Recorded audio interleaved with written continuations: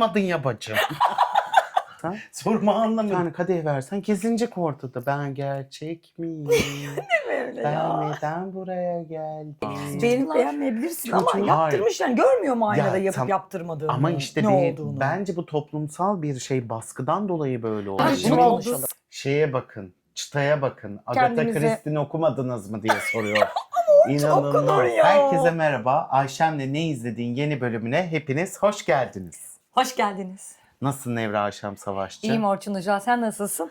İşte iç güveysinden hallice bir de Aa. konuşabilseydim daha iyi olurdum. Hiçbir şey olmaz. İyisin, çok güzelsin. Senin stresin, sinirin, her şeyin yerinde. Hiç Ay, kimse de maşallah, maşallah. Dua etmek için bir yarışma yapmışlar. Halimize şükretme yarışması. Evet. The Traitors. The Traitors Türkiye, Amazon Prime'ın yapımıyla galiba. Aynı zamanda Kanal D'de de Evet. gösteriliyor. Amazon Prime biraz önden gösteriyor. 3 Dün bölüm gece önden biz galiba. uyumadık. Dün gece uyumadık. 5 bölüm birden izledik arkadaşlar. İnanılmaz. Ne düşünüyorsun programla ilgili? Ya programda ben hani o Survivor ya da diğer bu izlemedim. O şeylerin olduğunu bilmiyorum. Aynen. Başta haindir, işte masumdur, bunlar nasıl olacak, ne bitecekti. Hani heyecanlandım hani hain. Çünkü hani polisiye romanları Severiz. bir dönem Aynen. okudum, sevdiğim, Tabii. takip ettiğim şeydi. Hatta bir arkadaşımız daha vardı yanımızda, kulakları çınlasın. Dedim ki arkadaşlar hiçbiri mi Agatha Christie romanı okumadı ya? Yani Ayşem'in beklentisi. sonra arkadaşım dedi ki eline gelen kağıdı okuyamıyorlar Ayşem. Ne Agatha Christie romanı? Hangi Agatha Christie? Ve ben o zaman Let the Sunshine dedim yani aynı hakikaten. Evet. Okuyamıyorlar. Hakikaten garip bir Garip. şey. Hainleri neye göre seçti? Giray. Ondan sonra işte masumlar kendileri neye göre masum olduklarını kanıtlıyorlar. Önce bir stratejileri yok ortada.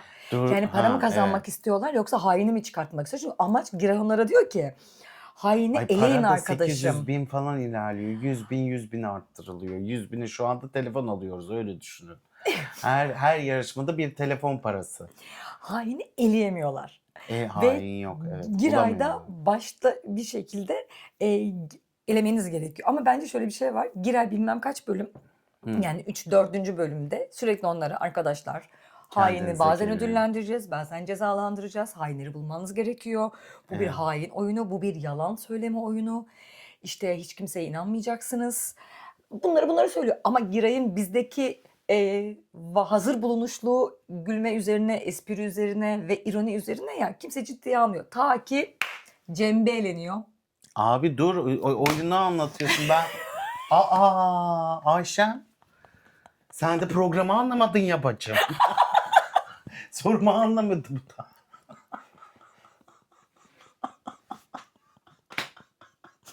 İnanılmaz. Bir anda kaptırıyor. Çok heyecanlandı oyun. Heyecanlandım. Heyecanlandım. Yani Trends Türkiye ya işte vampir oyunu. Vampir köylü oyunu. Vampir köylü oyunu. Bizim çocukken oynadığımız, lisedeyken oynadığımız bir oyun. Evet. Hollanda menşeli bir şirket işte bunu ilk başta yapıyor. Bu şekilde bir şatoda işte çok tutuyor. Çok tuttuğu için de Türkiye'ye yapıyorlar. Bir kere oyun çok zevkli ama oyunu oynayan oyuncular yok. Zevkli. Yani oyunu oynayan oyuncular olsaydı biraz daha böyle hani biz de şevklenirdik Tabii. falan. Hani böyle hiç kimse sorular sormuyor. Sadece goy peşinde senin dediğin gibi para istiyorlar. Para da yani hani Para mı istiyorlar o da belli değil. 100 bin lira falan artıyor hani ve teori yok. Hani teori üretmiyor kimse. Neden Ve sonuç ilişkisi argüman kurulmuyor? yok. Neden sonuç ilişkisi yok. Kimse kimseyi takip etmiyor.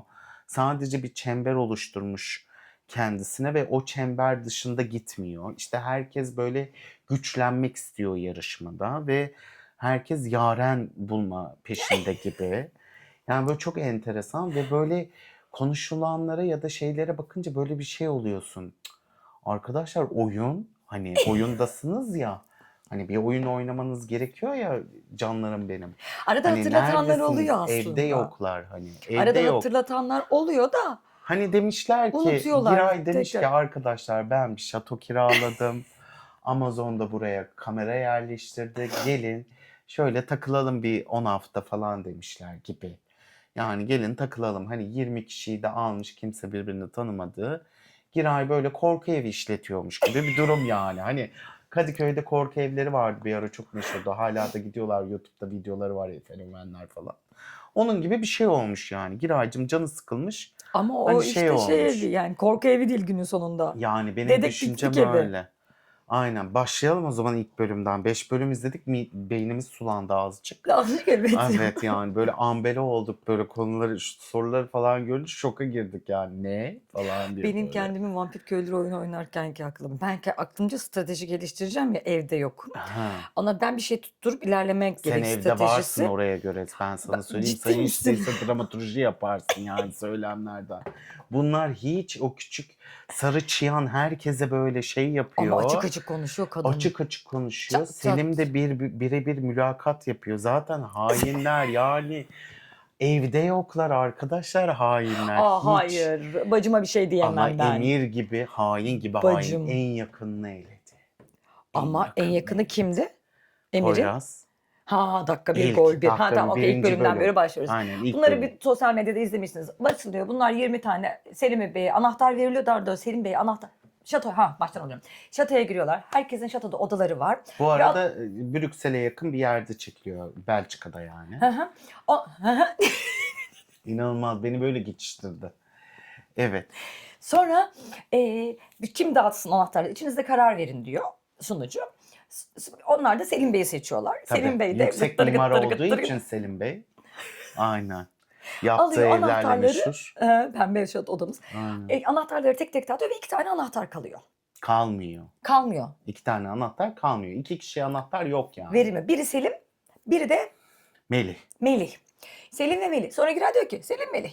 2 kişiyi eleyin, alın anahtarlarını, odalarına Hayır, gidin Selim diyor. değil. Anahtarı olmayanlar gelsin diyor. Evet. Tamam. Selim- Selim Bey 2 kişi eleyin dedin ya. O öyle Selim değil. ve Melih değil miydi? Selim ve Melih'e diyor ki arkadaşlar 2 kişi eleyeceksiniz. Onların anahtarlarını alacaksınız Evet, ben de öyle diyor. dedim. Kısmet. Bak Cem. Aynen. Ben bunu kesmeyeceğim. Göreceksiniz. Ayşem ne dedi? Hep beraber izleyeceğiz. Ondan sonra onlar da eliyorlar. Eliyorlar. Emre ile Saadet'le- Saadet'e eliyorlar. Saadet çok üzülüyor haber sunucusu. Selim Bey'in argümanı ben onu tanıdığım için eledim. Selim Bey tanıdık eleniyorsa yani Allah Allah. Tanıdık elenir. Ama tanıdığım için elendi. Gerçi doğru. Beni Emir'e bulabilir bakınca yani. en yakın dostunu Daha dur. eledi. Pislik. Ama dur, daha onların hain olduğu belli değildi. Evet. Sonra işte bunlar böyle şey yapıyorlar. Şatoya giriyorlar falan filan. Giray'ın kıyafetleri mükemmel bu arada. Kim giydiriyor bilmiyorum ama şahane yani böyle. Hele o ilk bölümdeki kıyafetiyle gözüm kanadı yani öyle bir şeydi. Şu varaklı böyle şeydi. sarılı marılı bir şey olan. Neyse inanılmaz giydirmişler Ya o Giray'ı. kötüydü bence. Yani onun herhangi bir tasarımı yok. Hani uzun Süleyman gibi yürüyor. Ondan sonrakilerin en azından bir tasarımı vardı. Evet, çok Kesimi güzel. Şapkaları vesairesi, da ceketi, mükemmel. gömlekleri, Aynen. şapkaların. Şapkaları da çok iyi. Arkadaşlar gerçekten şapka yani Brüksel'desiniz yani böyle bir Türkiye'de bulamadınız. Ama Giray'ın şimdi Koskoca Giray'ın Amazon. bir şeyi var ya komedyen şeyi nasıl diyeyim imajı. Yani komedi Giray kim? Giray Altınok kim dersen %90'ı komedyen der. Şimdi bunu kırmak için de belki Şapkayı. yani hep şapka takmak istemiş olabilirler Taksın diye anacığım. düşünüyorum. Onunla ilgili Pascal'ın taktığı şapkalara bak. Ya da hava soğuk Gent'te belki kel olduğu için üşümesin diye mi acaba öyle bir şey yaptılar. Pascal da kel diye hatırlıyorum çünkü ben. Pascal da hep bere mere takıyor. Bere takıyor. Kanada beresi bilmem ne falan takıyor. Giray'ın bazı şapkaları gerçekten Çok komik. üzerine Evet. Yani bir de küçük şapkalar takıyor bazen küçük mü böyle büyük mü şey anlamıyorum, gibi. kenarından geliyor. Yani Alice Harikalar Diyarı'ndaki cadı şapkaları gibi böyle cadının şapkaları vardı ya küçücük. 3. bölümde de Dur 3'e geçme ayol daha 1'deyiz. Ayşem'i kontrol edeceğim bu bölümde. Heyecanlandık. Hadi bakalım çok heyecanlı. Sonra Giray diyor ki ben aranızdan hain seçeceğim diyor. İşte kaç adet olduğunu söylemiyor. İşte topluyor bunları bir şeye. Yuvarlak işte masa mülakat etrafına. veriyor ilk önce. Sen kimi Ha. öldürdün, sen bilmem ne yapardın falan filan. İşte herkes kendince bir argüman üretiyor. İkizler Şöyle burcu olmak yapardım hain olmak falan. için önemli arkadaşlar. Aynen. İkizler burçlara haindir. İlk bölüm sadece ikizler burcu haindir, ikizler burcu Aynen deyip öyle dinliyoruz. dediler.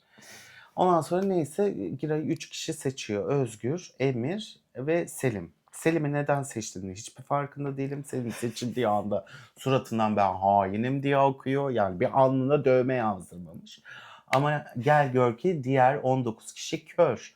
O yüzden görmüyorlar Selim'in hain olduğunu. İnanılmaz bir program. Evet, ondan sonra giriyor. Neyse, oraya geleceğim. Kimse Selim'i ciddiye almıyor gibi. Selim çünkü yani konuşmuyor, anladın mı? O Böyle Selim. şeydeki o evde evi gidip dekore ediyorlardı. Orada da öyleydi.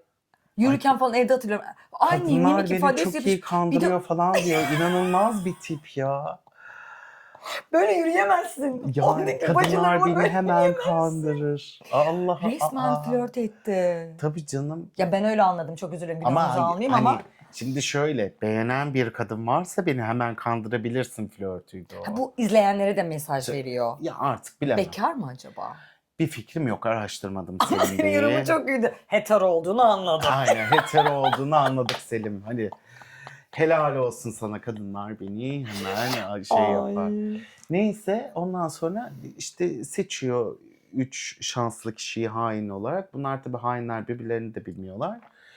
İlk gün oyun oynanıyor. Hı hı. İlk şeyde bir araba itiyorlar işte H yazılı hain diye. Bekle dur, onu anlatacağım.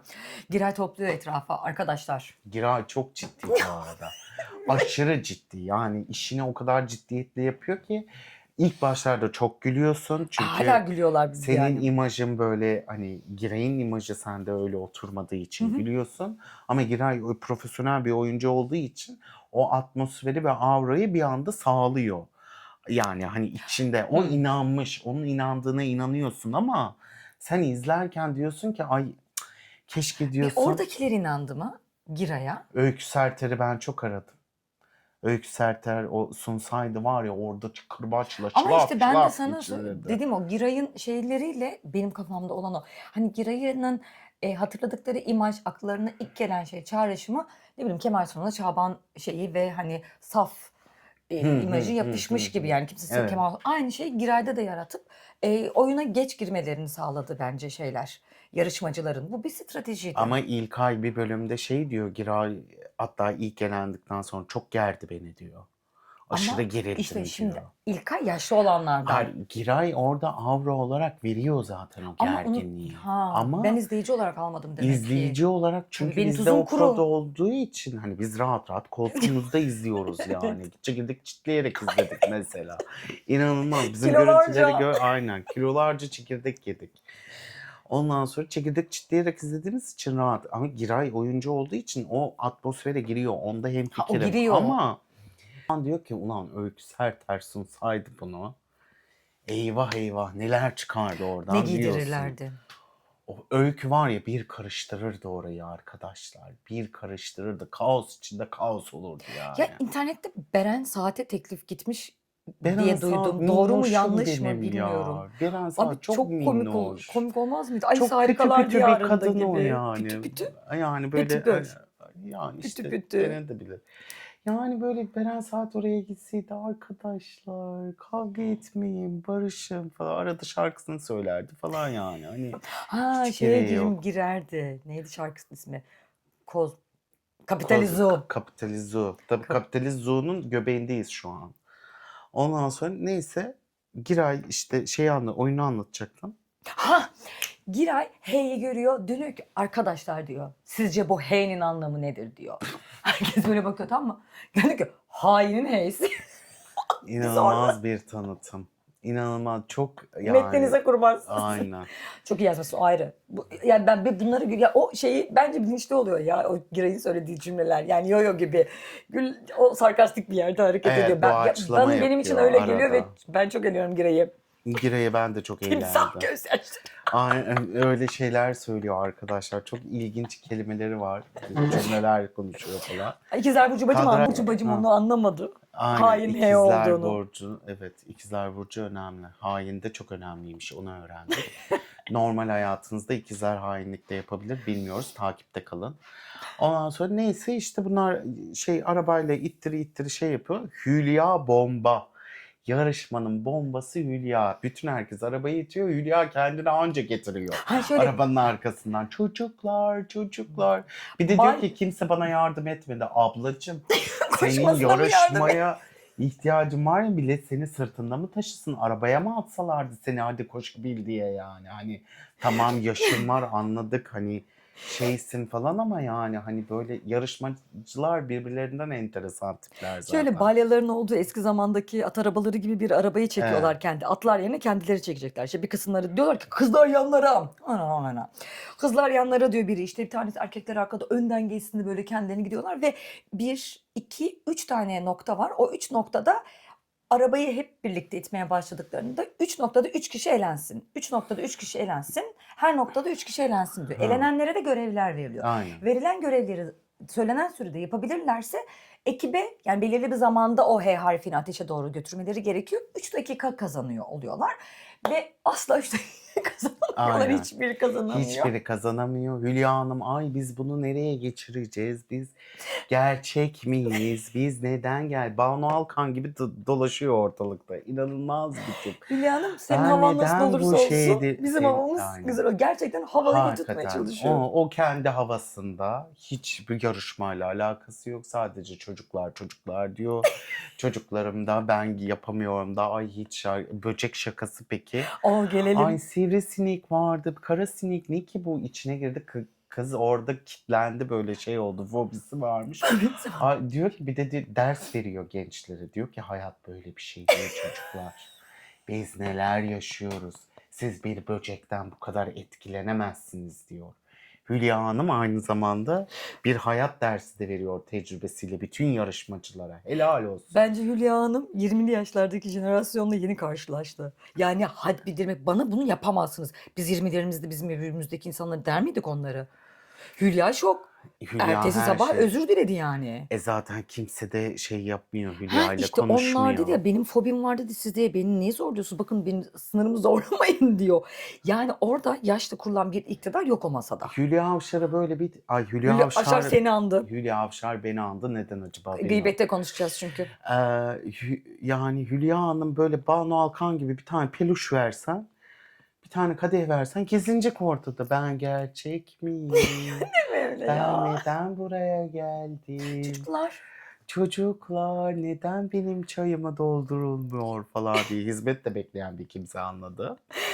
Ondan sonra neyse Hülya Hanım öyle yarışmacıları tek tek anacağım. Çok değişik tespitlerim var.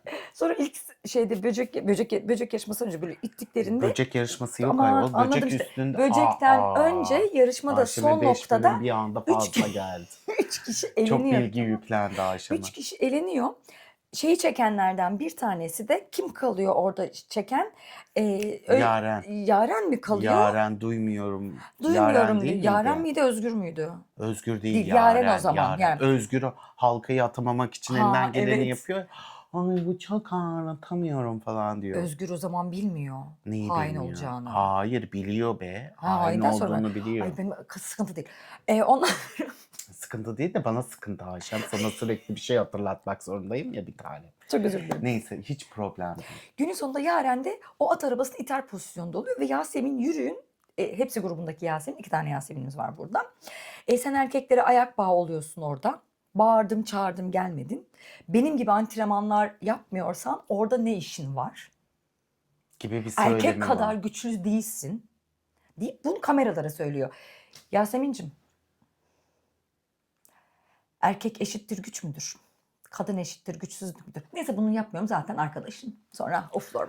Neyse Ya bir şey yapmıyorum da fiziksel yani. olarak şey yapmaya çalışmış da fiziki Yasemin. güç. Yasemin iyi niyetli bir kız. Çok iyi niyetli bir kız Yasemin. Hayrat yaptırsın. Yaptırır bence. Hayrat yaptırsın. Aynen. Kendi poz veriyor ya böyle şıpatak açıp hani şeylerde Ha. falan öyle bir hayrat yaptırabilir. Neden olmasın yani? Bekliyoruz. Pascal'da da çok böyle bir haşır neşirler. Pascal ben çocuk istiyorum. Pascal da ben çocuk istemiyorum. Yeter artık. O kadar çocuğum var falan gibi böyle inanılmaz bir flörtöz bir tavırları var. Hemen vıt diye Erkeği orada Pascal şey onun. oluyor. Evet.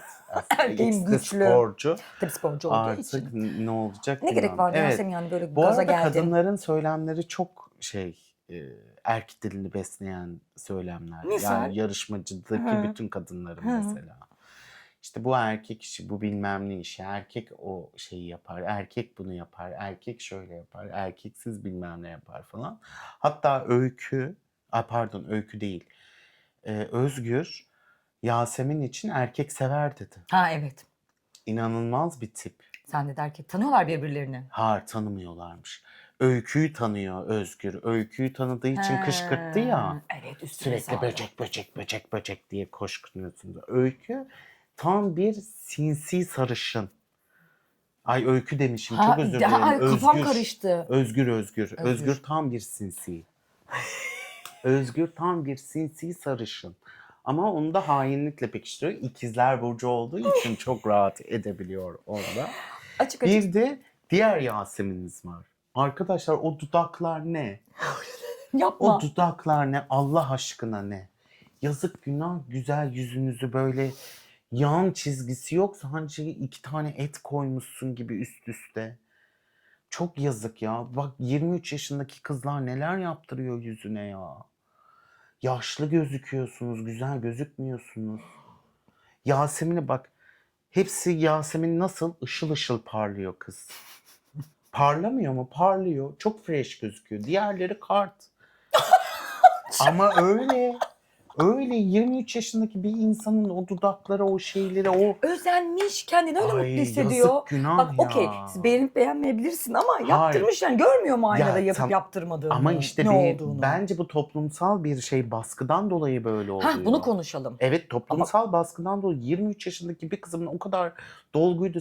Senin zaten derin gergin yani. 23 yaşındasın, sen ne botoks yaptırıyorsun, dolgu yaptırıyorsun orana burana. Yazık günah, bunlar 40'ından sonra yapılan şeyler değil mi ya? Bilmiyorum, yaptırmadık henüz. Biz de yaptırmadık. Ben şişmanlığımdan gerginim, o ayrı. Ama yani çok üzüldüm ben o kızların o hallerini görünce. Söndükten sonra ne olacak, vücutlarına Hele bu kadar yani kimyasal. Yasemin Allah yani patlayacak gibi duruyor dudağı. Her an bir şey olsa, yanlışlıkla yere düşse kız. Vallahi airbag gibi dudağı koyacak yani. Çat diye geri gelecek yani yere düşse. İnanılmaz bir şey. Bakın şey yapmak için söylemiyorum. Yani çok üzüldüğüm için söylüyorum. Üzüldüm, hakikaten üzüldüm. Neyse ama söylemeseydim içimde kalacaktı. Söylemeseydim çok içimde kalacaktı. Bütün bölüm boyunca Yasemin dudakları ağzımıza girdi ya. Yani yok abi, yok, gencecik kızlar onlar, yani ne yaptırıyorsunuz Allah aşkına, yaptırmayın böyle şeyler. Dolgular, dudaklar. Vallahi airbag dudak. İnanılmaz. Okey. Hatta Özgür'e gelelim. Özgür'e sarı çıyan dedi. Allah'ım gerçekten. Ama sarı çıyan o. Öyle Tamam. derler halk arasında. Halk Biz arasında derler. ötekileştirme, ayrılaşma, Ay, ben Esmer'den de çıyan şimdi olabilir. 20 kişi oyunu oynamıyor ya. Ben oyunu izlediğim için yorum yapıyorum. Hani kimse oyunu oynamıyor arkadaşlar bu arada. Bir Özgür oynuyor, bir de Cem oynuyor oyunu. Özgür kendince bir taktik geliştiriyor. Aynen. Timsah Diyor ki, gözyaşlarıyla timsah- habire ağlıyor, Böyle. sulak. Bir de düşmedi kirpiği, kaç kere böyle yaptı. Kirpiği düşmedi, lensi Öyle bir- kurumuyor kızım. Bak mavi lensi kurumuyor ağlamaktan. Hiç lensini çıkartıp şey yapmıyordur yatarken bence. Habire ağladığı için o lens kurumaz yani. Hiçbir Doğal şey olmaz. göz Toz da yaşı. olmaz. Tabii. Aynen öyle. Cem'imize bir strateji üzeri diyor. Ama çok yüksek. O kadar bağırıyor ki Cem. Yani herkes de Abi dalaşa giriyor. Bak çok güzel Yani üretiyor ama yanlış üretiyor Cem. söylemin ne kadar önemli olduğunu Evet. gerçekten orada anlıyorsun yani. Aynen öyle. Çok Yok baskın. Yasemin, ben onun arkadaşıyım. Onun masum olduğunu düşünüyorum. Hain olmadığını düşünmüyorum. Hain olduğunu düşünmüyorum. Masum olduğunu düşünüyorum. Arkadaşlar elenmede ya da Cem'e ismi geldikçe arkadaşım olduğu için böyle düşünüyorum diyor ama üzerine millet Cem'den ben sizden rahatsız oldum demelerine rağmen üslubunda herhangi bir değişiklik yok. Evet, O da onun stratejisi olduğunu baskınlığını söylüyor. yapıyor ama yanlış uyguluyor. Ve- Akıllıca değil. Ve bu günün sonunda ben şeyi aldım. Zamana basmadım. İkinci Hayır bölümdeki dur, oyunda. birinci bölümde kim elendi? Hainler kimi eledi? Birinci bölümde Poyraz'ı. infazda Yiğit Emir. Poyraz elendi. Emir böyle geldi. Poyraz dedi, beni anladı dedi. Ben ona yalan söyleyemiyorum dedi.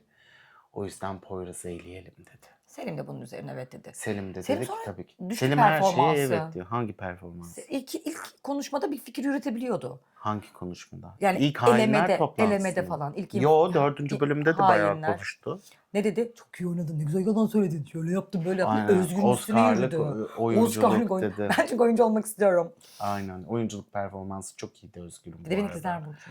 Abi ikizler burcu olduğu Bu arada için. ikizler burcunu seviyorum. Yani kardeşim ikizler burcu, teyzem ikizler burcu. Benim Yani. annem ikizler burcu. Ay ne hoşum ikizler mi? Evet. Tam da Haziran ikizleri.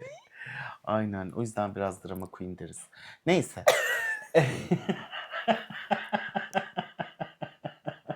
Konumuz o değil. Şimdi ama bence Özgür de Haziran ikizleri ki drama queenlikte mükemmel. Ben çok geriliyorum deyip ağlıyor sürekli. O nasıl alıyor lan? Sürekli ağlıyor. İşte ne bileyim Çok artık baskı suni geldi. gözyaşı mı koyuyor, Vicks mi sürüyor gözüne ne anlamadım ki. Habire fıt fıt fıt fıt ağlıyor kadın. Demek ki sevgililerinde de manipüle ediyor olabilir ya da belki yaşantını bu şekilde sürdürüyor bilemeyiz. Herkesin günahı boynuna. Neyse ilk bölüm böyle bitiyor. Emir en yakın arkadaşını hain olarak Seçiyorlar, infaz seçiyorlar. kurulu, İnfazı toplanıyor. kuruyorlar. Poyraz'ı yolluyorlar. Ama biz ilk bölüm- Poyraz'a zeki dedi. Görmedik bile hiç. Keşke bir Cem'in yanına Poyraz da olaydı bir şey. Cem'e de zeki dediğim için değil yani. Hani sorguluyor. Abi çünkü oyun soru sormak üzerine. Soru sorman gerekiyor, insanların davranışlarını incelemen gerekiyor, bir bakman gerekiyor. Şimdi bunlar yani o kadar ben ay Cem işte çok sivri bilmem ne yok. Ama O tahammül çok seviyesi sivri var yani. falan. Ben o Evet, kadar tabii. yüksek sese zaten İstanbul gibi bir yerde yaşıyoruz arkadaşlar. Evet, evet. Cem biliyor ki bağırdığında haklı olacaksın. Ama insanlar artık bağırdığında haklı olacaksın seviyesini artık geçti. Geçti tabii Bir Instagram'da o yerden kadar sonra psikolog, love bombing, gaslighting, narsistlik, işte manipülasyon bilmem ne hepsini anlatıyorlar. Biz artık biliyoruz bu hepimiz biz şeyleri. sosyal Hepimiz medya bir psikologuz. sosyal medya psikoloğuz. Psikoloğa gitmeyip sosyal medyada psikolog takip eden insanlara döndük. Kişisel gelişimcilerin hepsi şuranıza dokunun bilmem ne oluyor, buranıza dokunun bilmem ne oluyor falan modunda yani. Hani Kendimize yatırım yapıyoruz. aynen Öyle ya da böyle öyle. yanlış Sosyal yanlış. medyanın eğittiği yerler, iyi karşıladığı yerler de vardır. Böyle yapmayın kurban olayım. Evet ikinci bölüme geçtik. Şöyle ilk Sonrasında bölümde bizim ikinci bölüm ilk bölümde mükemmeldi kimin ama. şey olduğunu bilmiyoruz. Biz kimin insafa gelmeden infaz edildiği bölümde ikinci kahvaltıda herkes yavaş yavaş kahvaltı salonuna giriyor ve herkes ay o da geldi elenmemiş, ay o da geldi elenmemiş. Bir bakıyorlar Poyraz yok. Ertesi sabah öğreniyorlar infaz edildiğini. Evet evet. Mevzu İnfaz öyle. edildi. Ertesi sabah öğreniyor. Kahvaltıya gelemeyen infaz edilmiş Şimdi oluyor. her Bütün bölüm herkes de şey oluyor. becerirlerse 2 kişi gönderiyorlar. Bir tanesi hainler, diğeri de masumlar. Hainler ve masumlar, hainler akşamına seçiyor birini, masumlar da o yarışmalar bittikten sonra Hain eliyor. bulmaya çalışıyorlar. Haini bulup elemeye çalışıyorlar. Oyunlar sırasında da kazandığınız Hain bulmaya kalkanlarla çalışmıyorlar bence Ya, yani. Hiç öyle şimdi bir bulmaya çalışma çalışacaklar şeyi bence. yok. Yani İşte hiç hareketleri yok 5. bölümden arkadaşlar. sonra aydılar işte. Çok şükür zaten sezon bitti. Kazandıkları kalkanlarla da hainler tarafından infaz edilirse ya da masumlar tarafından hain oldukları söylenirse elenmeme ihtimali var. Hayır kalkan Sadece infazdan mı koruyor? infazdan koruyor. Şeyden korumuyor. Cem'in kalkanı vardı gitti ya. Yes haklısın. Evet. Ama 3. bölümde Orçun söyleme o. Söyledik artık. Pardon 4. bölümde. Zaten oyunları tek tek anlatmaya gerek Hayır, yok. Olay anlatmayacağız. örgülerini anlatalım. Şimdi şeyde de ikinci bölümde zincirden Prometheus, zincire vurulmuş Prometheus esanslı bir yarışma izledik. Dağda değil topraktalardı. Aynen. Birisi işte kalkan alıyor, birisi de zamana Orada basıyor falan. Yasemin'in yürüyün. Hülya ablacığım sakin ol. Kızım panik dedim ben açamıyorum diye. Abi Yasemin nasıl sakinleştiriyor? Evet, çok iyi oynuyor. Artık orada Yasemin de laf sokuyor. Arkadaşlar ben iş hayatında vurulduğum için dostlarımın sırtından biliyorsunuz anlatmama gerek yok diye. Dur o 4. bölüm. Önemli değil. Önemli Ha, olan önemli. Doğru. Neyse işte Hülya Hanım'a şey veriyor. Sonra bak diğer Yasemin, airbag'li olan Yasemin. Yapmayayım tamam bir kere söyleyeceğim. Daha da söyleyeyim. Diğer Yasemin yörüğün gözüne girmek için açamıyorum numarası yaptığını ve zamanı eritmeye çalıştığını söylüyor. Yani öyle Yasemin Yörük. açarken yörüğün hayır Diğer Yasemin. Ha, anladım. Onları biz nasıl ayırt Diğer edeceğiz? işte o O yüzden yüzden dudak söyledin. dedim. İşte Yasemin Yılmaz.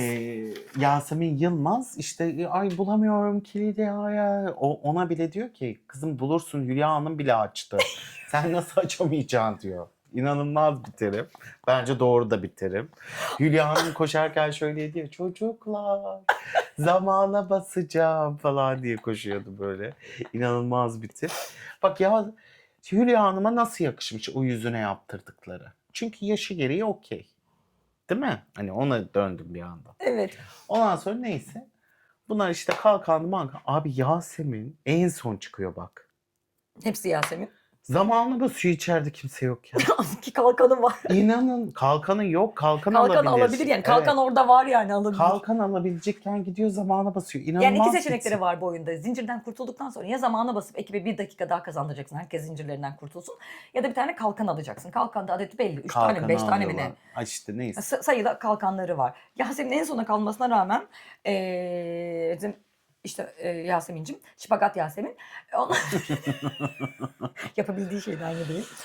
Şipagat İşte Yasemin almıyor. Gidiyor zamana basıyor. İçeride kimse yokken. Neyse o da kendi Unutmuş hatasına işte. varıyor o adrenalinden.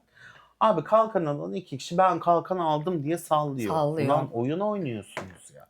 O kalkan zaten hainlerin bilmemesi gerekiyor. Kimsenin bilmemesi gerekiyor ve sizi elediklerinde korumak için var ya. Yoklar. Bir tek Cem ayıyor arkadaşlar. Abi Kalkanları Cem niye çünkü söylüyorsunuz oyun diyor. olduğunun farkında. Yanlış oynuyor ama farkında. Cem sürekli şimdi mesela e, sakin bir şekilde oynasa ve o argümanlarını, o sorularını sakin Bu bir kadar şekilde agresif bir yerden söylese söylemese. Cem birinci olur, haini de bulurdu.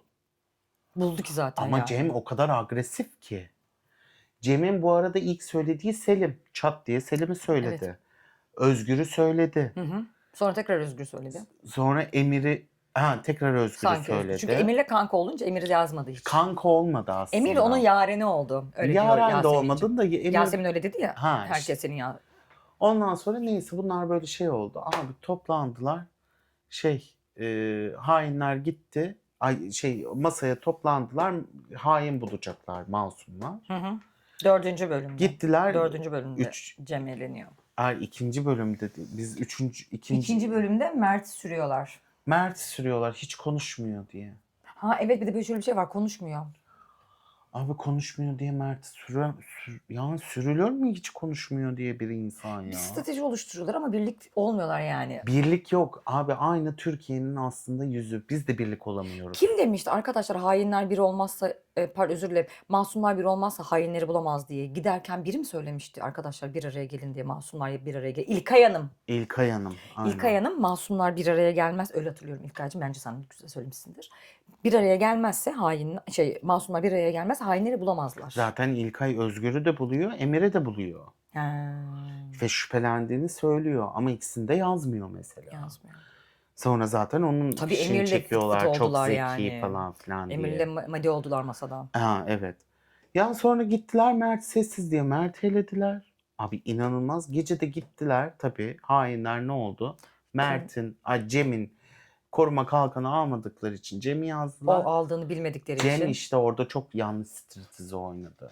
Sabah gelip diyecekti ki arkadaşlar benim kalkanım vardı. Beni eylemeye çalıştılar. Demedi mi? Sabah hemen demedi. Anlatacağım falana filana geçti. Oyuna geçtiler sonra. Oyunda da o lazerli oyun. Lazerli oyuna geçtiler. Lazerli oyunda işte Cem gene kalkanı almak istedi. Haklı olarak. Kalkanı aldı. Yuvarlak masaya geldiler. Yuvarlak masada söyledi. Tabii Pascal Cem'e kuruluyor. Cem'e fena kuruluyor Pascal. Çok agresif çünkü. Aynen çok agresif. Pascal da işte çok iyi bir insan olduğunu söylüyor. Yani birkaç yorum oynadım. Pascal'ın Türkçesiyle ilgili hala bir şeyler var. Yavrum Türkiye'de ya of. Yorumlar var. Bence çok gerek saçma. yok. Bence de gerek yok. Şöyle bir şey var çünkü. Atıyorum biz de İngiltere'ye gittiğimizde, yerleştiğimizde İngiliz aksanının %100 konuşamıyoruz. Ya konuş. Ama bir şekilde konuşuyorsun. Bir de bu aksan olayı çok anlıyor musun? Anlıyorsun kardeşim. Ne yani anlatmak bu kadar istediğini anlıyor. Evet, bu kadar takılmaya gerek yok. Bizim çünkü İngilizce'de de bir şey söylüyor. Yani öyle söylenmiyor falan diyorlar. Ben sinir oluyorum. Ben ağzıma Pascal nasıl geliyorsa söylüyorum. Fransız değil mi? Fransız, evet. Fransızcanın kuruluş şeyiyle, dil gramer yapısıyla Türkçenin gramer yapısı aynı Değil. olmayabilir. Değil Değil de zaten. yani. Bilmiyorum ya. Önce Fransızca'da bir biz şey doğru düzgün konuşalım da okuyalım Aynen. da Doğru. sonra yani Ama önce Ayşem'in çuvaldız şeye bakın, çıtaya bakın. Agatha kendimize Christie'ni okumadınız mı diye soruyor. hiç okunur İnanılmaz. ya.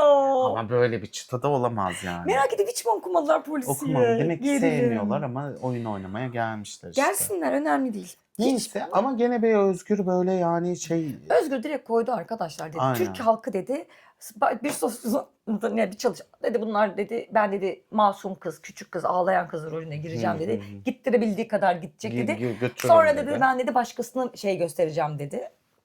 Hedef Hedef göstereceğim dedi. Cem'e hedef gösterdi.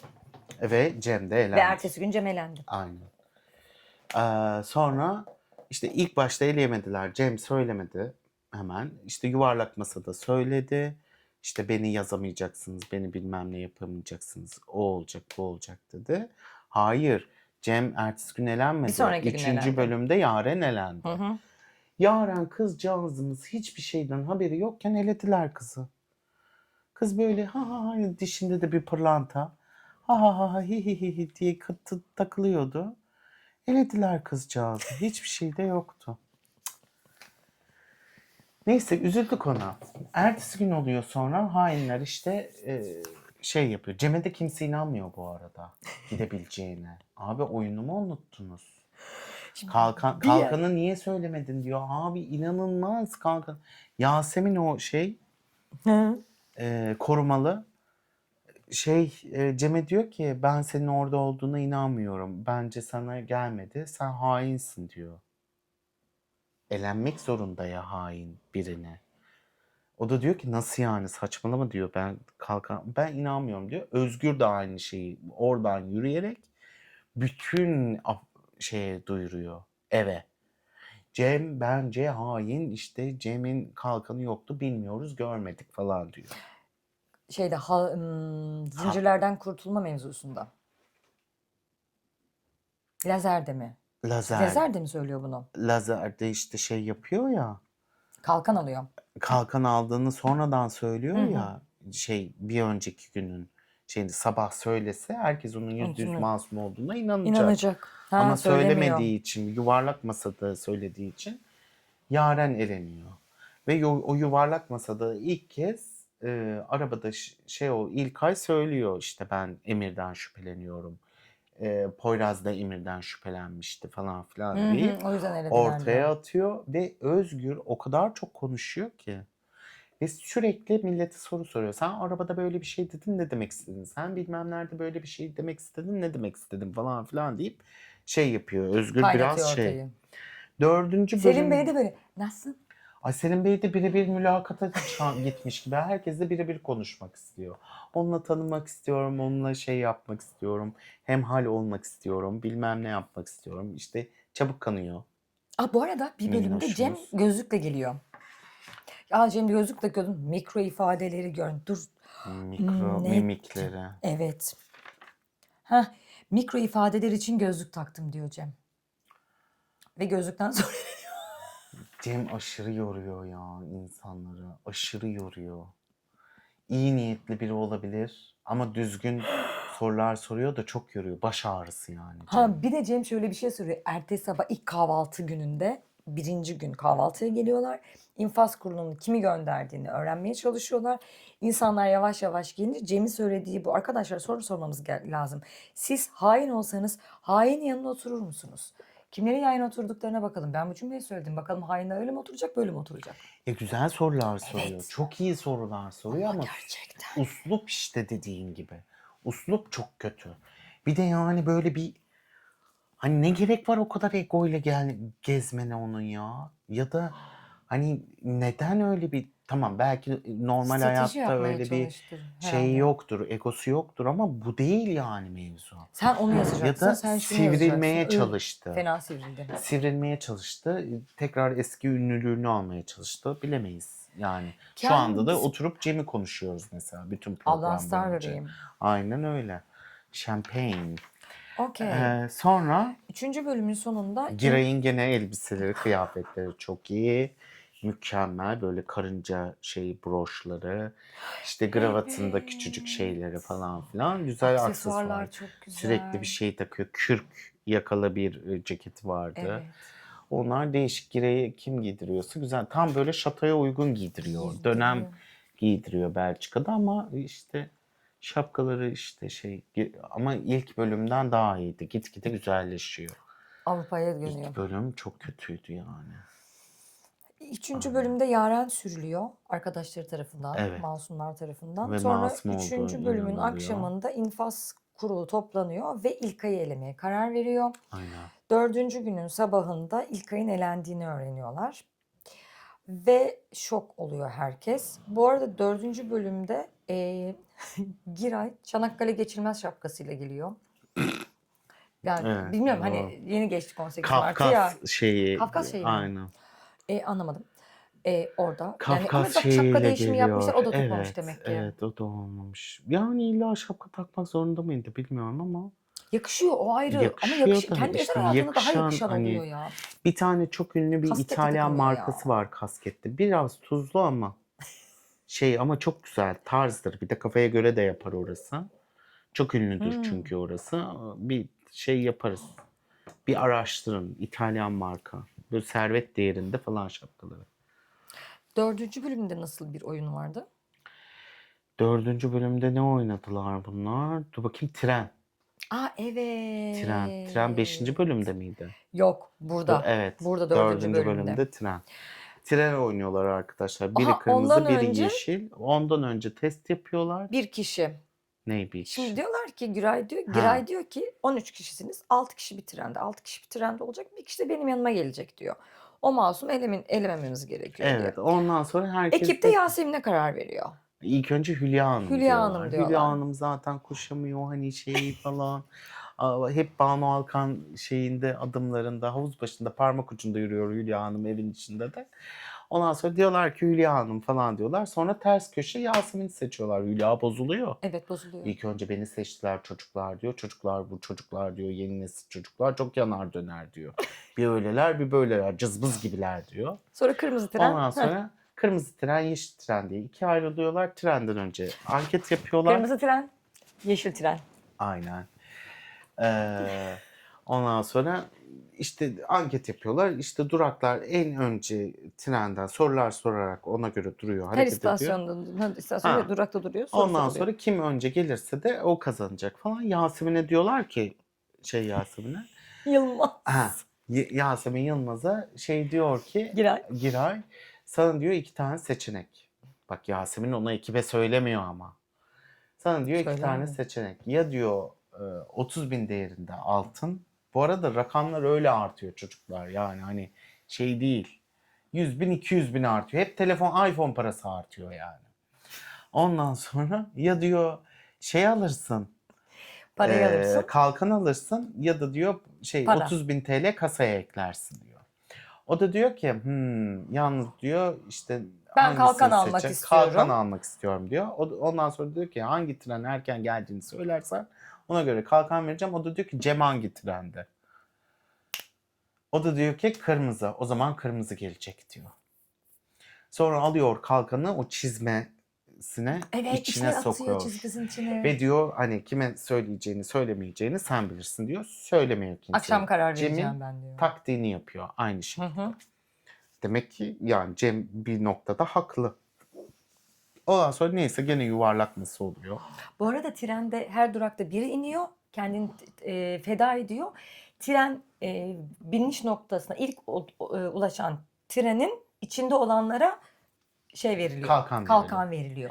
Gelen kırmızı tren kazanıyor. Kırmızı trende kalkanları alıyorlar. Cem de kalkanını alıyor. İniyor. Sonra yuvarlak masaya geçiyorlar. Gene sıfır teori. Gene bomboş, içi bomboş söylemler.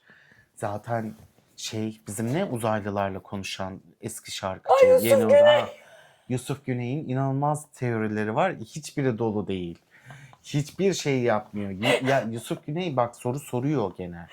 Yusuf Güney de bir soru soruyor. Yani bir hani var, bir uğraşı var çocuğun ama ya çocuğun dediğim adamın Yanlış anlaşılmasın. Ondan sonra uğraşı var ama Tutarlı değil içi ya. boş, tutarlı Kimse değil. inandıramıyor. Bu arada 2 tane ilk başta anahtarı Elenen. alınan kişiler geri Saadet geliyor. ve Emre. Saadet ve Emre. Ve bunlara da kalkan veriyor. Hı hı. Diyor hemen eleyemezsiniz diyor. Emre'cim girer girmez diyor ki hain Selim. Ben bunda eminim diyor. Hissettim diyor. Çünkü Selim diyor böyle çok dışarıdan bakıyor, doğru düzgün yorum yapmıyor. Hainler arasından konuşunca hemen uzuyor. Hani böyle şey değil. Bak çocuk gözlem yapıyor. Çünkü onlar pürüpak akılla gelmiş. Çok şükür. Bunlar içinde çamurda Çok şükür. boğuluyorlar. Taze kana ihtiyaç vardı programda. Saadet çok içinde. İnsanlar niye bu kadar gergin anlamıyorum. Emre de öyle.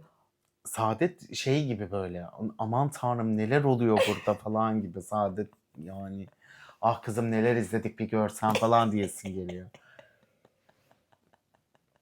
Sonra Emre diyor ki diyor işte bunun böyleydi falan filan diyor. İşte o bir şey yapıyor. Sonra yuvarlak masada oturuyorlar. Hı hı. İşte herkes bu arada Yasemin Yılmaz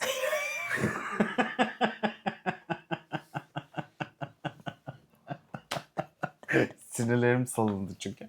Yasemin Yılmaz Cem'i yazsınlar diye bütün herkese fişekliyor. İnanılmaz şey yapıyor. Selim de buna destek oluyor. Yeter artık diyor. Ben senin insanları ne yapacağını ne edeceğini karar veremezsin Evet. diyor. Pascal Manipüle gergin oluyor. Ben edemezsin, senden bilmem nefret ne ediyorum. falan. Şimdi nefret ne demek? Pascal diyor. Hate. Demek ki nefretin hani Türkçeyi bilmiyorsan diyor. Ama Hayır, orada bir tek öyle bir Türkçeyi şey tam var ya. olarak söyle. Biliyorsun. Hani yanlış konuşuyorsan hate mi demek istiyorsun diyor. Evet diyor. Evet diyor hate. I hate diyor Pascal. Aynen. Allah Allah. Cem diyor ki nasıl? Cem, ama nefret çok büyük bir duygu ya. Bir de bu Konduramıyor arada kendini. 2 günde nasıl öyle bir duyguya sahip oldun Bir de ya? gitgide Allah aşkına kralı kaybederse mi? Kral düşüyor muydu? Neydi o? Kral dizi? kaybederse. Boğazda Gitgide evet Cem de Sakallar. Giray gibi giyinmeye çalışıyor Hayır, arada. kral kaybederse de oynayan Aynen adam kim? kral kaybederse. Neyse Süleyman. Unuttum adamın ismini. Halit Ergenç. Evet. Dün de sordun söyledin Ayşem. Söyledin. Sonra söyledim. Evet Halit İletişim- bugün Ergenç dedin. iletişemedim. Neyse kısmet boş ver. Ondan sonra ne oldu sonra? Tamam işte herkes Cem'in üstüne yürüyorlar. Herkes Cem'in Cem de üstüne yürüyor. agresif. İşte Yasemin diyor ki Cem'i yazacağız bilmem ne falan. Ben diyor filan, hain oydu de buydu. olsan diyor, masum Hain da ol, olsan masum da gideceksin diyor. gideceksin artık Ben bu evde böyle kavga sınırın eden bir durdu diyor. şeyle yapamam diyor. Aynen. Çatır çatır konuşuyor. Dur. Çatışıyor orada. Böyle falan yani. İlla böyle oluyor çünkü. Aynen böyle oluyor. Ondan sonra neyse herkes Cem'i yazıyor. Çoğunluk. Emre Selim'i yazıyor. Selim'i 2 kişi yazıyor bakın. 2 kişi yazıyor. Selim'in yüzü değişiyor yani. Hiç de anlamıyorlar. Özgür'ü anlamıyorlar. Selim sürekli yüzü değişiyor. Her mesela Cem'in geldiğinde şok oluşu falan. Yani arkadaşlar sabah mesela biri kalkanla biri elenmediği zaman geldi ve şoklar üçü de. Nasıl eleyemedik? Emir de diyor ki 40 canlı çıktı falan Ya filan. Emir niye hemen bakıyor lönk diye? Ondan sonra Selim'e. nasıl bakıyor? Özgür de öyle. Ama Selim'in böyle. İşte sonra Cem, Melih ve Yasemin de Özgür'ü yazıyor. Hı. Ama Yasemin'in Özgür'ü ondan önce de yazdı. Yasemin biliyor ki Özgür hain. Yasemin de zaten kendini belli ediyor. Sürekli Hepsi ağlayan Yasemin. bir trip mi olur? Hepsi Yasemin. Hepsi sürekli ağlayan bir kız mı olur Dayanamıyor. yani? Güçsüz ben işte. strese girdim falan. Ay ama yani Ona göre güçlü erkek gücü ya. evet neyse. Ondan sonra Cem'i Cem sürüyorlar. evleniyor. Cem'i sürüyorlar abi. Cem'in hain olmadığını öğreniyorlar. Bunlar da büyük bir Ama yıkım. hepsi şok. Hayır o şoku Özgür yapıyor her Hepsine. seferinde. Her seferinde aynı pozisyonu veriyor kendisi. Yani ben artık inanmamaya başladım mesela. Yarışmacıların bilmediğine inanmamaya başladım. Çünkü bu kadar yarışmadan uzak olamazsın yani. Çözmek için. Bence hainleri biliyorlar hepsi. Hepsi bir oyun oynuyorlar. Bir kurgu gibi gelmeye başladı yani. mevzu. Survivor için söylenen de diyorsun. Yani Survivor için söyleneni bilmiyorum ne söyleniyor da hani bu kadar soru sormayıp bu kadar sadece bireysel olarak bir oyunda kalmaya çalışmak Yalan. çok ilginç Bak geliyor bana. bu çünkü kendilerini bir Agatha Christie koymuşlar. Bir de bak şimdi duygularıyla hareket ediyorlar. Şimdi dedektifin olması gereken özellikler ve hain olması gereken özellikler var günün Dedektiften sonunda. olması gereken Şimdi özellikleri sayar. bu sınıf yani bu sınıfta diyorum yani Bu sınıf. bu şatoda Sınıf gibi çünkü içerisi çünkü yani. bu şatoda İnanılmaz. dedektifler şu şekilde gidiyor. Gözünden anladım. Vahim indi sana. Gözünden anladım. evet. Arkadaşlar rasyonel bir yerde neden sonuç ilişkisi kurmanız gerekiyor. Devam etmeniz gerekiyor. Yasemin bir yerde diyor ya ben gece düşündüm diyor Yasemin. Hepsi Yasemin. Herkes neler söylediklerini hatırlamak için elimden geleni yazdım diyor. Ondan sonra özgür diyor. Dersime çalıştım Dersine diyor. hiç kimse dersine çalışmıyor. Herkes bana öyle baktı, kırıldım, bana öyle yaptı, bilmem ne yaptı. Yok bana yüksek sesle bağırdın, onu böyle yaptın, onu o yan gözle baktı. Herkes- Sabah uyandı bana merhaba demedi. Bu ne ya? Ya eski sevgili tribi atıyorsunuz birbirlerine. Mevzu değil. Uzakta kalıp öğreteceksin. Özgür'ün orada doğru ya da yanlış bence dediğimiz şey ya mevcut. Ağlayanla acırlar. Aynen. Bir de ben küçük sevimli kız moduna geçeceğim diyor. Çünkü stratejileri sürekli değişiyor. Çok bağırıyor, Cem'i Aptal eledik. sarışını oynayacağım Hı hı. diyor yani. Net. Çok bağırıyor, Cem'i eledik. Hiç konuşmuyor, Mert'i Mert'i eledik. Yok bilmem ne bir şeyi gitti. İlkay çok zeki. O- İlkay'ı eleyelim. Ama yalnız Cem elendikten sonra diğerlerin hepsinin sesini duymaya başladık. Aynen. Salya Malya onların sesini Aynen duyduk. öyle. Cem elendi. Masum olduğunu öğrendik. Herkes ağır bir şok. Evet. Sonra Yasemin'e hiç kimse bir kalkıp da bir şey demedi. Kızım o kadar Olur ortaya mu? atıyordun. Yüzdü bilmem neydi. Yasemin'le zarttı, Yasemin zurttu. madileşmedi mi? Hayır. Hiç kimse Gittikten söylemedi. sonra. Yasemin ertesi gün geldiğinde ben kendimi yalnız hissediyorum. Cem'in masum olduğunu bildiğiniz halde nasıl yazabilirsiniz dedi. Ama herkes söyledi zaten. Ben Söyledi. bak açık açık söylendi. Arkadaşlar dediler. Masum olsan da hain olsan da seni eleyeceğiz. Senin davranışlarından sıkıldık. Aynen. Ve adam geri Beşinci vites gün mü? atmadı. Şampiyon zirvede. Aynen öyle. Düştü şu Zirvede kadar. bıraktı her Zirvede şeyini. bıraktı. Canım benim. Sonra infaz kurulu toplanıyor 4. bölümün akşamında. Kararını veriyorlar. Kimi eleyecekleri konusunda. Aynen. Sonra 5. bölümün sabahında herkes geliyor. Herkes Dıngırı dıngırı geliyor. dıngırı dıngırı dıngırı dıngırı. Aa, O da geliyor. şey elendi. Bir elendi. Yasemin bir giriyor. Boynumda kalkan. Aa, Pascal mı elendi diyorlar. Hayır, hayır diyor. Pascal geliyor gelecek. yarın. Birazdan Ben diyor. size birazdan her şeyi anlatacağım diyor. Pascal giriyor içeri. Yasemin diyor ki arkadaşlar dün bana mektup geldi. Ben kalkan sayesinde şey yaptım. Söylemedim Mektubu da okuyamadı hiçbirinize. bak. Hani şey Evet. okuyamadı, duygusal olarak okuyamadı. Okuma Aynen. yazması olduğunu öğrendim o Yasemin'in. Biliyoruz İngilizce konuşuyor kız arada. Aa bir de evet. Pardon biz burada İngilizce şeylerini yap. Of course. My God. Yani genel olarak herkes bir şekilde Bilemiyorum. İngilizce konuşuyor. Evet yani İngilizce konuştuklarınızı biliyoruz. Ama kız sürekli İngilizce bir şey. İşi gereği demek ki. Olabilir, Her aklına gelen ilk bilmiyorum. kelimeleri söylüyor. Aynen, Pascal bile daha az İngilizce olabilir. konuşuyor. Evet Pascal bile daha az İngilizce konuşuyor zaten bu Pascal arada, bir de Fransız. orada.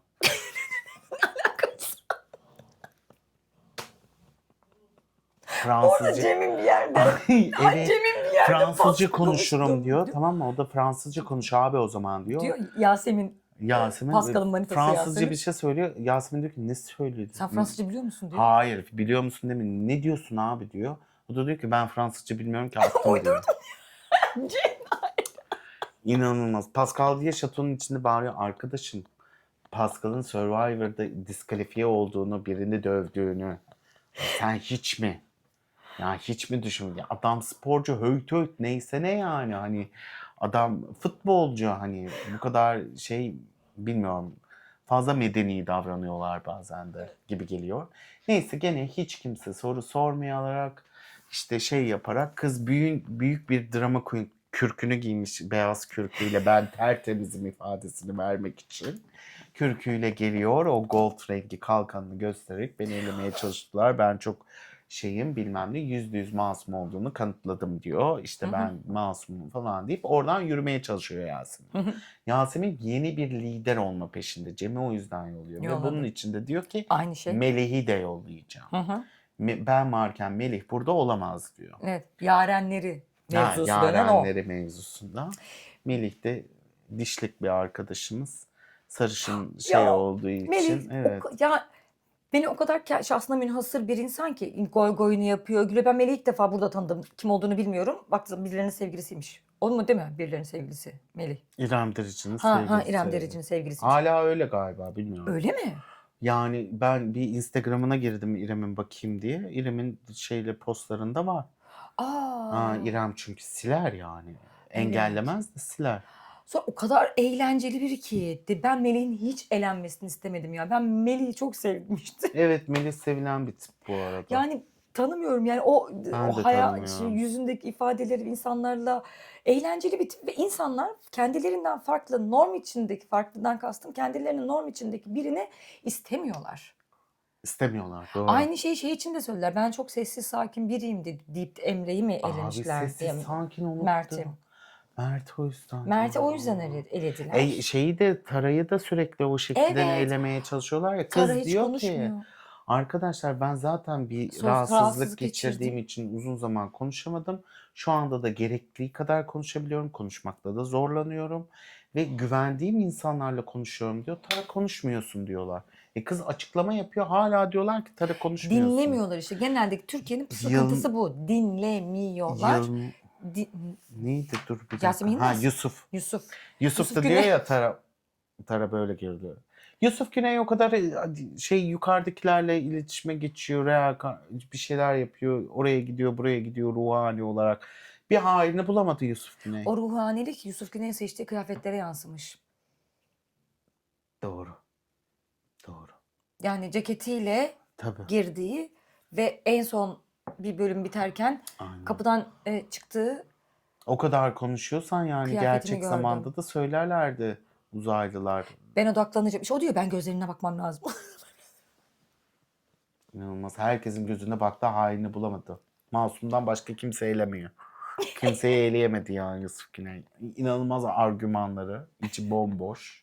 Hiçbir Herkes şey aynı şeyi söylemeye söyleyemiyor. başladı. Hani Evet. başta Yusuf Güney'e bir şekilde güveniyorlardı. Yusuf Güney'in söyledikleri doğru olacak. Aynen. Sonra Yusuf Doğrudur Güney'i kesin o salladılar. kadar konuşuyorlar falan. Sonra Yusuf Güney'i Yusuf'um toparlan kendine gel diyeceğim. Zaten 10 bölüm çekilmişler. bir şarkı söyleseydin be Yusuf.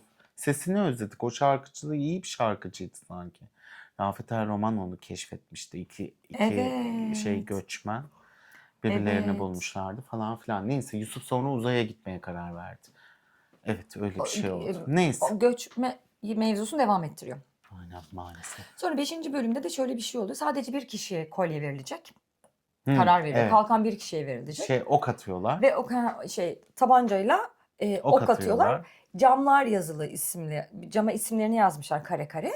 Her kişi bir ok atıp birini Kimin seçiyor alması, ve kim kalkanı almamasına hak karar veriyor. etmiyorsa onu almasın. Onu almamasına karar veriyor. Herkes Yasemin'i manipüle ediyor Yılmaz. Benim ihtiyacım var arkadaşlar. Ben kalkan olmazsam bu gece öldürüleceksin. Arkadaşlar bakın ben buluyorum gibi insanların ona... Buluyorum dediği de yani Arada. kısmet. Ne bulduğunu anlatmıyor. Ve gerçekten kalkanı Yasemin kazanıyor.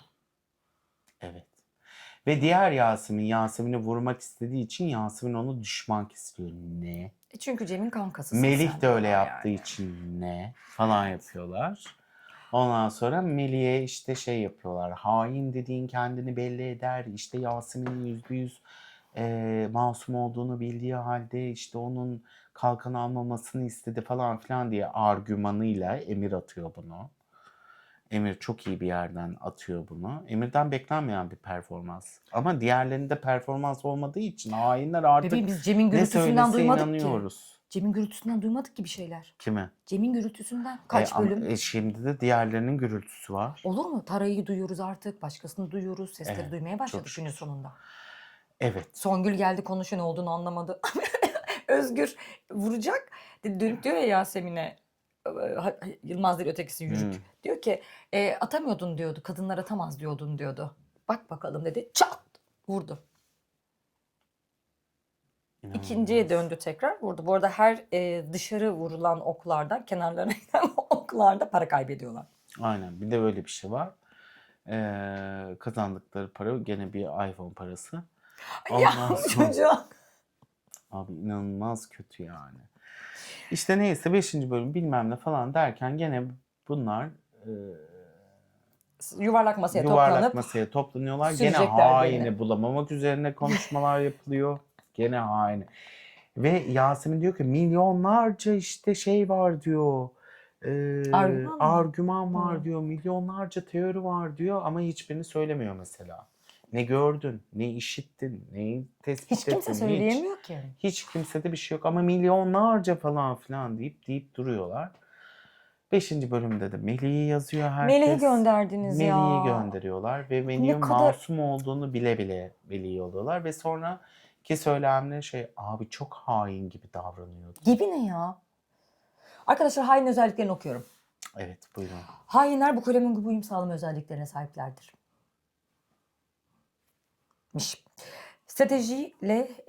Stratejiyle kimseyi rahatsız etmemeleri, stratejileri kimseyi rahatsız etmemeleri, göze batmamaları. Gizliden gizliye. İkizler işte yapıyor bunu. Duygusal zeka ve manipülasyon yeteneklerinin iyi olması lazım ve insanların duygusal Bu Selim boşluklarını Bey. bulup oraya gitmeyi. Nasılsın? Aynen. Nasılsın? Ben Yasemin Yörük'le hiç baş başa şey olmadım. Evet, Bir, evet. onunla bir kahve içmek O kadar istedim. ya Selim abi ya. Vallahi Selim abi dert anlatıyor. Dert kapısı. Şirin baba gibi dolaşıyor ortada. Ve Selim'den biri şüphelendiğinde ve yüzüne söylediğinde bence sen hainsin dediğinde Selim hemen Ya ben değilim. abi 0-4 çok yaş. değişiyor yani. Aşırı değişiyor. Fark ediyorum. Aynen fark ediyor. Fark etmemek mümkün değil zaten. İnanılmaz. İnsanları birbirlerine değil kendilerine bağlarlar ve kendilerine bağladığı insanı vurup oyundan çıkartırlar. Aynen. Hainin bir özelliği de buymuş. Sert sorgulamada bile kalp atışlarının sakin kalmasını, kalp atışlarının yükselmemesini sağlarlar. Sakince, mantıklı, neden sonuç ilişkilerine bakarak yanıt verirler. Burada Özgür patlıyor işte. Aynen. Özgür patlıyor. Gerçi kendi yakınına da bir şey çekemiyor. Neyse. Hafızalarını çok iyi kullanmak durumundalardır. Var olan bilgileri de çok iyi değerlendirmeleri gerekiyor.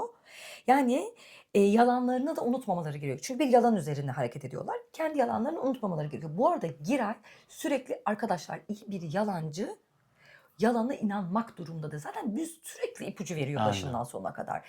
Efendim hain olmanız gerekiyor, yalan söylemeniz gerekiyor. Belki en yakın Timsah arkadaşınız gözyaşlarına inanmayın dedi adam en dedi. son. Adam timsah gözyaşlarına Abi inanmayın en dedi. son bunu dedirttiler yani. Hı hı. Sonra bir Ne şey daha var. anladılar acaba bilmiyoruz. İkinci Charles'ın bir lafıyla giriyor. Cesaret dolu bir ihanet sanat gibidir. Bilgisini de veriyor. Aradan özlü sözler, aforizmalarla da geliyor. Aynen. Tam sanatı. Hafıza, bilgi, yalanlarını unutmamaları gerekiyor.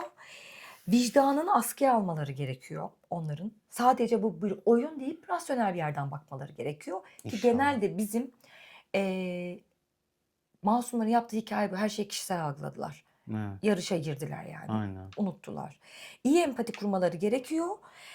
Onun karşısındakinin korkusunu anlayıp korkularıyla oynamaları gerekiyor. Aynen.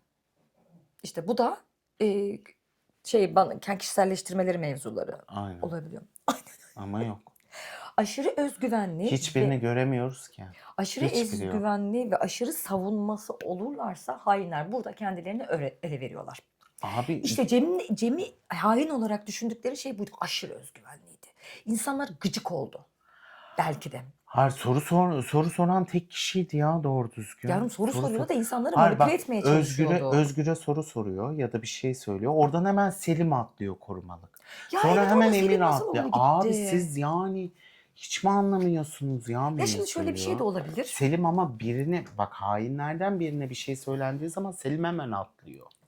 Genel olarak Selim'in Bunları öyle bir tutamıyorlar işte. koruyucu var. Gözlem yapma yetenekleri Evet, yapamıyorlar. yok. Ya Cem bu noktada hani tırnak içinde hani oyuncu oldukları için gözlem yeteneğinin olması tık, gerektiğini düşünüyor. Ve oradan Selim'i ve Özgür'ü arada aklına getirmiş oluyor ama hatayı şurada yapıyor. Hiç kimse onlar o kadar şeyler kendi üzerlerinde bir starlar. Hı hı. Yani herkes başkası tarafından emir almaktan hoşlanmıyor. İşte Kimse Cem'in bir uslubu kötüydü o yüzden kimse bir öyle. yere tabi olmak istemiyor. Cemaat çok ilişkisi şükür. istemedikleri için ki bunu Yasemin Yılmaz da söylüyor. Hı hı. Sen kendi yarenlerini topladın Cem diyor. Hiç kimse ben senin yaren olmayacağım. Ben milleti yaren yapacağım. Ne oldu? Baktım ya bir şey oldu sandım. Ben milleti yaren kendine yaren etmeyin de açık açık söylediği için Hı hı. Yasemin de işte Kısmet. kısmet. Neyse Kısmetse olur. bitirelim Bitirelim bence artık. Yeter artık. 5 milyon Aynen. saat konuştuk. Teşekkür ederiz arkadaşlar bizi izlediğiniz için. Umarım doğru soruları sorup hainleri bulacaklarını düşündüğümüz bir ekiple karşı karşıyayız. Hakikaten karşı karşıyayız yani. Oyunu hiçbir şekilde oynamayıp sadece bireysel olarak davranmaları. Köşkte birkaç daha şatoda birkaç gün daha kalayım diye uğraşan tipleri izliyoruz. Umarım daha farklı bir ekiple daha heyecanlı, çünkü çok güzel bir oyun, izleme şansına kavuşuruz ikinci sezon diyoruz. Arkadaşlar unutmayın. H harfi hainleri temsil ediyor. Hoşça kalın.